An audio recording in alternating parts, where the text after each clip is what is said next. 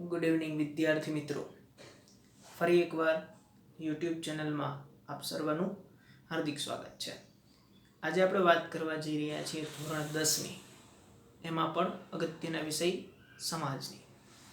તો સમાજ કુલ 21 પાઠ, એમાંથી આજે આપણે પહેલા પાઠની વાત કરવા જઈ રહ્યો છું. પહેલો પાઠ છે જેનું નામ છે ભારતનો વારસો. ગુણભાર 4 માર્કમાં આ પાઠ પૂછાય છે, એટલે ખૂબ અગત્યનો પાઠ કહેવાય. તો આપણે સમજવાની ટ્રાય કરીએ. સૌથી પહેલા એક શબ્દ જે આમાં નવો છે આપણા આ પાઠમાં, એ છે વારસો. વારસો શબ્દ આપણને ઝડપથી સમજાઈ જાય એવો છે, પણ ન ખબર પડે તો 1 થી 7 પાઠ આપણા અઘરા જશે. એટલે આ શબ્દ આપણા માટે સમજવો બહુ જ જરૂરી છે. બરાબર. હવે આપણે વાત કરીએ ઉત્તરમ યસ્ય સમુદ્રસ્ય હિમાદ્રેશ ચૈવ દક્ષિણમ વર્ષમ તદ ભારત નામ ભારતીયત્ર સંતતિ. મતલબ કે સમુદ્રની ઉત્તરે, બરાબર, અને હિમાલયની દક્ષિણે જે આવેલ ભાગ છે, જે ખંડ છે, ખંડ ન કહી શકીએ પણ જે ભૂમિ ભાગ છે, તે ભારત વર્ષ નામ હતું. અને આપણે ભારતીય એ તેના સંતાનો છીએ. આવી વાત વિષ્ણુ પુરાણમાંથી આપણને આપવામાં આવી છે. એટલે વિદ્યાર્થી મિત્રો, એક વસ્તુ, એક વિકલ્પ થઈ ગયો, અથવા 1 માર્કની એક વાત થઈ ગઈ. કઈ વાત? કે ભાઈ વિષ્ણુ પુરાણમાંથી કયું સૂત્ર આપણને એ આ પાઠમાં આપ્યું છે, તો કયું છે? ઉત્તરમ યસ્ય સમુદ્રસ્ય હિમાદ્રેશ ચૈવ દક્ષિણમ વર્ષમ તદ ભારત નામ ભારતીયત્ર સંસતિ. મતલબ કે જે સમુદ્રની ઉત્તર દિશાએ અને હિમાલયની દક્ષિણ બાજુએ જે ભૂમિ ભાગ આવેલો છે, તેનું નામ ભારત વર્ષ છે. અને આપણે બધા એના સંતાનો છીએ. આપણે શું કહીએ? આપણે ભારતીય. જેમ અલગ અલગ દેશોની અલગ અલગ રાષ્ટ્રીયતા હોય, એમ ભારતની પણ ભારતીય એવી રાષ્ટ્રીયતા છે. અને જોવા જઈએ તો ઘણા બધા નામ પણ આપણા પાસે અહીં લખેલા છે. ભારત વર્ષ, ભારત ખંડ, જંબોદ્વીપ, આર્યવ્રત. અને ભારતીય સંસ્કૃતિમાંથી આપણને શું શીખવા મળે? સત, ચિત્ત અને આનંદ. બરાબર. સત, ચિત્ત અને આનંદ, યોગ સાધના વાળો આપણો દેશ છે. એમાંથી આપણને ઘણું બધું જાણવા મળે છે. વિસ્તારની જો વાત કરીએ, વિસ્તાર, તો વિસ્તાર આપણે વર્લ્ડમાં 7મા નંબરે વિસ્તારની દ્રષ્ટિએ છીએ, 7મા ક્રમે. જ્યારે જનસંખ્યાની બાબતમાં આપણે બીજા ક્રમે આવીએ છીએ. બરાબર. આ અગાઉ આપણે 9મા ધોરણમાં આ બધી ચર્ચાઓ કરી ચૂક્યા છીએ, છતાં પણ આપણે અહીંયા એક વખત ચર્ચા કરવી પડે. ભારતીય સંસ્કૃતિ પહેલાથી કેવી છે? વેપારી છે. અને આપણી સંસ્કૃતિમાં ઘણી બધી વિભિન્નતા, બરાબર, આવેલી છે. ખાસ કરીને આપણી સંસ્કૃતિને આગળ વધારનારા લોકો કોણ? તો કે ભાઈ આગળ વધારવાવાળા લોકોમાં સંતો, ઋષિમુનિઓ, વિદુષીઓ, સમાજ સુધારકો, કારીગરો, કલાકારો, શિક્ષકો, બરાબર, શિક્ષણ શાસ્ત્રીઓ, રાજનીતિજ્ઞો, આ બધા જ લોકો એ આપણી આ ભારતીય સંસ્કૃતિના મહાનદ કહેવાય છે. અથવા તો આ બધી આપણી સંસ્કૃતિને આગળ વધારતા લોકો કહેવાય છે. થોડીક આગળ ચર્ચા કરીએ, આપણે સંસ્કૃતિની થોડીક વાત કરીએ.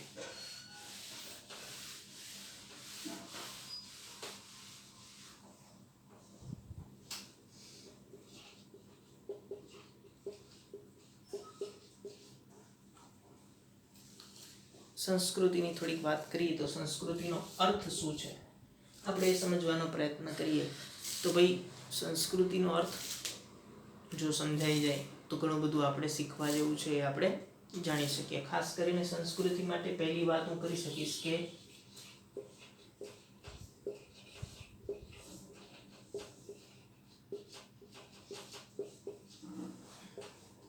અને બીજી વાત આ છે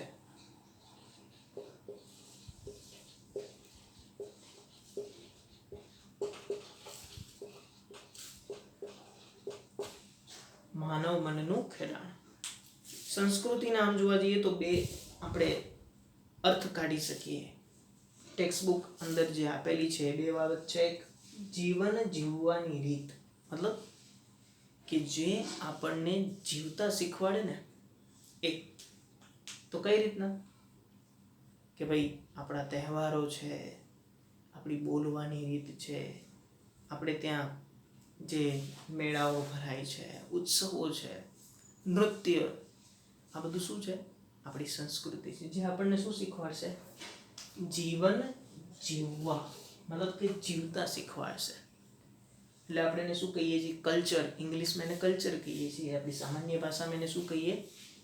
કે સંસ્કૃતિ કહીએ. બીજું, માનવ મનનું ખેડાણ. ખેડાણ કઈ રીતના થાય? કંઈ હળ લઈને તો ખેડવાનું નથી, પણ મનને ખેડવું મતલબ મનની અંદરના વિચારો એ ક્યાંથી આવે? તો કે સારા સારા ધાર્મિક ગ્રંથો વાંચ્યા હોય, પુસ્તકો વાંચ્યા હોય, એનાથી આપણા મનનું જે ખેડાણ થાય અને એનાથી જે વિચારો નવા નવા જન્મે, તો એ આપણને કોણે આપે? સંસ્કૃતિએ. અને સંસ્કૃતિને આપણે બે અર્થમાં લઈ શકીએ કે જીવન જીવવાની રીત અને એક માનવ મનનું ખેડાણ. અને ખાસ કરીને આ બધું આવ્યું ક્યાંથી? તો કે આપણી રહેણી કરણી છે, આપણા આચાર વિચાર છે, પરંપરા છે, તહેવારો, ઉત્સવો, આપણા ધાર્મિક ગ્રંથો, આ બધું જ આપણને શું શીખવાડે છે? કે સંસ્કૃતિ શું છે શીખવે છે. અને સંસ્કૃતિ માટે હવે આપણે આગળ બીજી એક ચર્ચા કરીએ કે સંસ્કૃતિની તો વાત કરી મેં, સાથે સાથે હવે આપણે આપણા મુખ્ય શબ્દને સમજીએ. વારસો. અને ખાસ કરીને આમ કેવું હોય તો વારસો એટલે શું? તો ભાઈ વારસાનો મતલબ શું? પ્રશ્ન થાય તો વારસો એટલે પેઢી દર પેઢી મળતી અમૂલ્ય ભેટ અથવા તો પૂર્વજો તરફથી.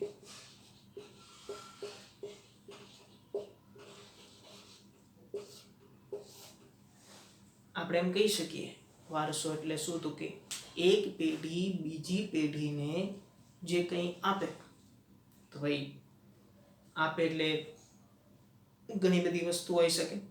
એક તો કોઈ મિલકત આપે, કોઈ લક્ષણો આપે, કોઈ જાયદાદ આપે, બરાબર? તો એક પેઢી બીજી પેઢીને, મતલબ કે એની આવનાર પેઢીને, વંશજને જે કંઈ આપે એને વારસો કહેવાય. ઇંગ્લિશમાં એને હેરિટેજ કહેવાય. સામાન્ય અર્થમાં એ લખ્યું છે પૂર્વજો તરફથી મળેલ અમૂલ્ય. અમૂલ્ય મતલબ શું કામ? કે જે કિંમતી છે, મૂલ્યવાન છે, બરાબર? જેમ કે આપણને આપણા પૂર્વજો તરફથી તહેવારો સંસ્કૃતિનો એક ભાગ છે, એ મળ્યા છે વારસામાં. કુદરત પાસેથી ઘણું બધું મળ્યું છે. નદી, તળાવ, ઝરણા, પર્વતો, વૃક્ષો, હવા, આ બધું છે આપણે કુદરતે આપ્યું છે, તો કુદરત પાસેથી મળ્યું છે. એટલે એક પેઢી બીજી પેઢીને જે કંઈ આપે એને આપણે શું કહીએ? વારસો. તો ભાઈ વારસાનો અર્થ આપણે સમજી લીધો. એના પ્રકારની વાત કરી લઈએ.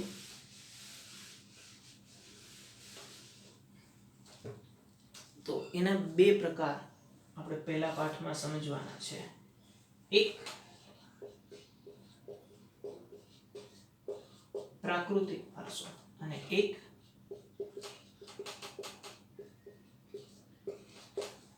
સાંસ્કૃતિક વારસો. પ્રાકૃતિક વારસો એટલે જે આપણને પ્રકૃતિ અથવા કુદરત દ્વારા પ્રાપ્ત થયો છે એ વારસો. મતલબ કે જે માનવની સહાય વિના થયો છે. કઈ કઈ વસ્તુ મળી?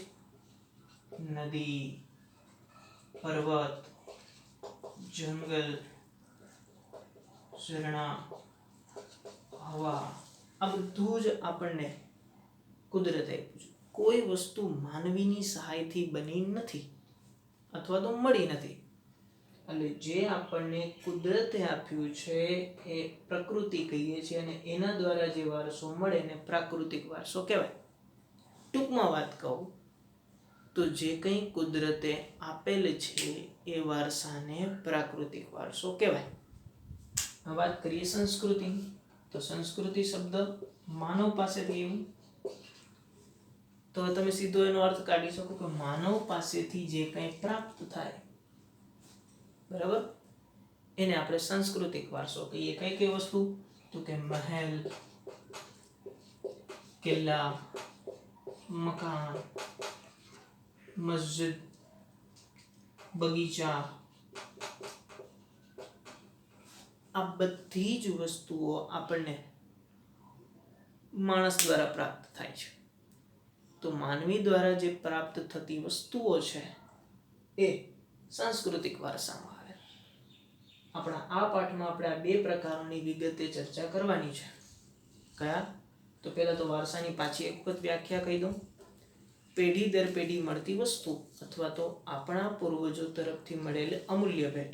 બીજી વસ્તુ કે વારસાના બે પ્રકાર છે, પ્રાકૃતિક અને એક સાંસ્કૃતિક. પ્રાકૃતિકમાં કુદરત દ્વારા આપણને જે કંઈ પ્રાપ્ત થાય છે એ, અને સાંસ્કૃતિકમાં માનવ દ્વારા જે કંઈ આપણને પ્રાપ્ત થાય છે એ. એટલે જે કુદરત આપે છે, માનવીની સહાય વિના થાય છે, મળે છે, પ્રાપ્ત થાય છે, એને આપણે પ્રાકૃતિક વારસો કહીએ છીએ. જે માનવની સહાયથી પ્રાપ્ત થાય છે, બરાબર, તેને આપણે સાંસ્કૃતિક વારસો કહીએ છીએ. આઈ હોપ કે તમને આ બધું થોડુંક સહેલું લાગ્યું હશે. બાકી આ પાઠની આગળ ચર્ચા આપણે આવતા વિડીયોમાં કરશું.